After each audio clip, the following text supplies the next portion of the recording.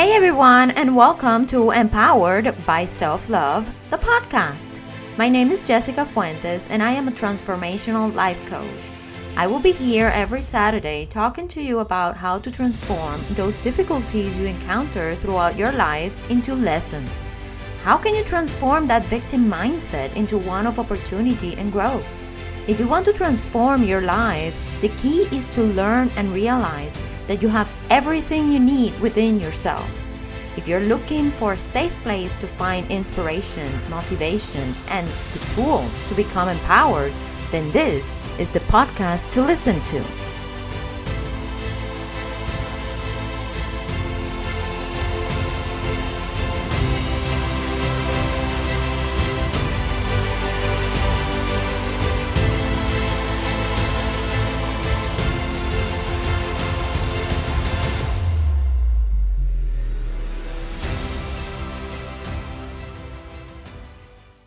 This podcast is brought to you by me and my webpage, Empowered-SelfLove.com.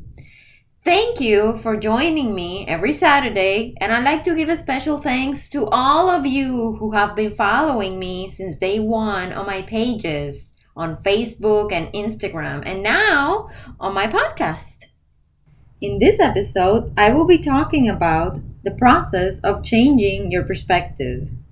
Hey, thank you for joining me this Saturday, and I wish for you to feel well, energetic, and ready for today's topic, which is the process of changing your perspective. We have been accustomed to think and react a certain way due to what we have been taught through our lives by our parents, the society, as well as due to our experiences. However, in order for us to transform our lives for the better, it is also important to change the way we perceive things and situations. We need to unlearn many of the things we have learned up until now. So, changing our perspective means, at least for me, is to change our way of thinking. It means changing the way we react to certain situations. It means that the way we react to other people's behavior and actions might not be the best one. It also means changing the way we talk to ourselves. This is one difficult step in our process of transformation because it will challenge your beliefs. So we tend to judge others' behaviors because of our beliefs and also due to our past experiences. And I'm not going to bring up religion here because this is not what it's important here. My message is not to convince anyone about religious beliefs. My message is for you to transform your life into a better one so you can become a better version of yourself. So let me set an example of what I mean. Let's say that you think a person should behave a particular way for you to like them, or for you to accept them. Perhaps you believe that loyalty is something that you own forever, and therefore you need to accept everything out of loyalty. That is a limiting belief. We need to unlearn that way of thinking. If I have a friend that has been loyal to me, say, 5, 10, 20 years, and suddenly this person changes and starts to lie, to deceive, and betrays me, why do I have to continue to be loyal to that person? Just due to the history? Loyalty goes both ways. So it should be like trust. Once it's broken, it can never be the same. So let's put a different scenario here. Let's say that you have a long relationship or friendship with someone, similar to the example above, and then you've been there for the other person during a difficult time. But then the other person doesn't seem to be appreciative of your efforts. Is that fair to you? I don't think so. However, it is fair that they are going through some stuff that are not allowing them to see everything that you've done. That is valid. But it is also valid the way you feel. You feel unappreciated. You are carrying the other person's weight of concerns And it is not your responsibility to find answers and solutions for someone else. It doesn't mean that you don't care, but it is like the saying says, you can lead a horse to the water, but you can't make it drink the water. So the same happens with other people's situations. You can have all the best intentions, but you cannot force them into taking action towards what you think is convenient for them. Maybe what you think is convenient for them is really not, and they are not ready to take that course of action. We all act when we feel ready to do so. Unfortunately, some people never take action and they prefer to succumb in their troubles. I believe that in both situations, the best thing you can do is to walk away. So, in example number one, walk away and cut ties forever. Loyalty to me was destroyed the moment the person betrayed you, especially if it was a constant behavior. Maybe a one time betrayal can be fixed, but if you find out that the person has been lying for years, that was not a mistake, but rather a matter of the other person's character. Is that the kind of person you want in your life? So, in example number two, you should give the other person some space. You cannot assume the load of someone else's troubles, especially when they have blocks that are not allowing them to see past their problems. And it is okay and valid for them to experience that. It is part of their process, but it is not your process. Giving space will free you from carrying someone else's load of problems, as well as give them time to go through their process. If you see in both examples, I broke ties with limiting beliefs that said I owe loyalty to people regardless of their behavior. Does that make me a bad friend? No. Why? Who put that idea in my head? Sometimes walking away is the best thing you can do to help another person. And sometimes cutting ties is the best thing you can do for yourself. However, we need to place ourselves on the top of our list of priorities. And it is not selfish. It is the correct thing to do. Remember the rules on the plane? If an airplane cabin loses pressure, oxygen mask will fall from the ceiling. You need to place your mask on yourself before trying to help others. Why? Why is this? Because you cannot help others if you're not well. You need to take care of yourself first. Even the Bible says it. The second most important commandment is to love our neighbor as we love ourselves. It doesn't say you love your neighbor above yourself. So this means you should love yourself first.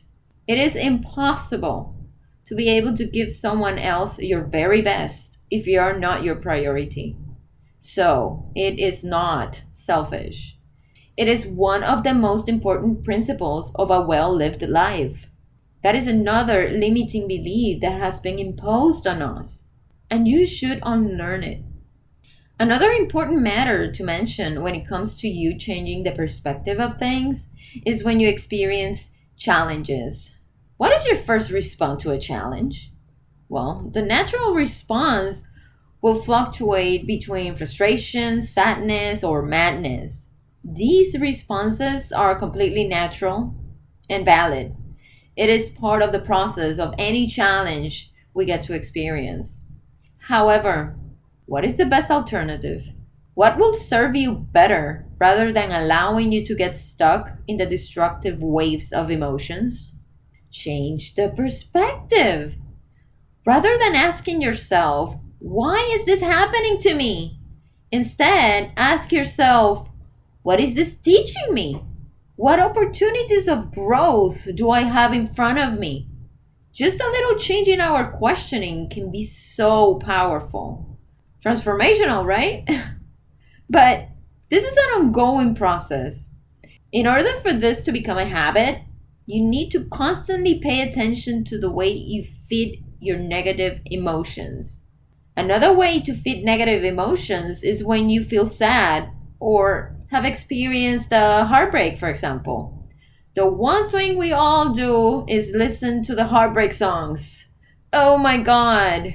Yes, it is part of the grieving process, but is it really allowing you to grow? Or is it really enabling you to progress?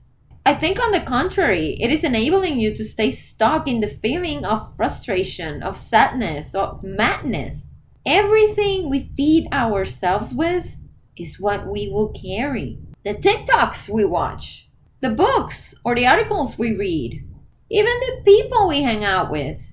Pay close attention to your environment and ask yourself, how is this song serving me into overcoming this pain? Or how do these type of TikToks or videos are helping me grow? How are these quotes making me feel? Now, if you're the type of person who finds a problem in every situation, changing this habit will be very challenging for you. But it won't be impossible. Trust me. Might be difficult, but it is so much worth it. Everything that we experience teaches us a lesson. Everything we experience can be an opportunity for us to challenge our beliefs. It could be an opportunity for us to grow so much. Opportunities to learn.